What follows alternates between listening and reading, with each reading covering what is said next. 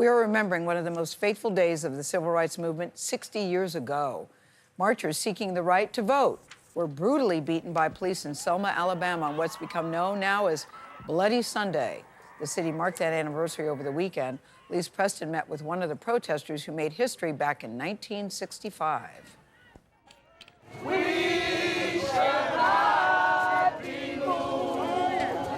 Soul-stirring freedom songs rang out on Selma's Edmund Pettus Bridge Sunday as thousands locked arms, paying tribute to hundreds of nonviolent marchers who took to the bridge 60 years ago.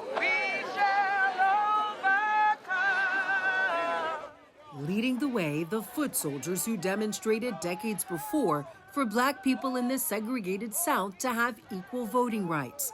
Their youth has now faded, but their resolve remains fervent.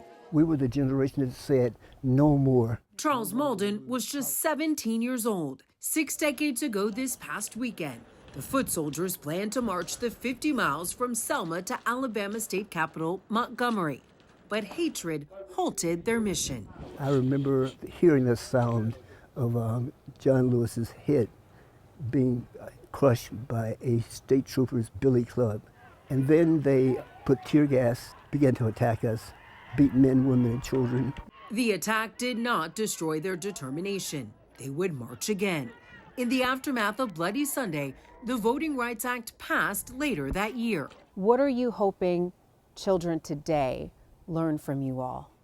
That you can be ordinary and accomplish extraordinary things. Bridges always lead somewhere. 60 years later, the legacy of those foot soldiers is leading a new generation to keep fighting for change. For CBS Mornings, I'm Lise Preston in Selma, Alabama.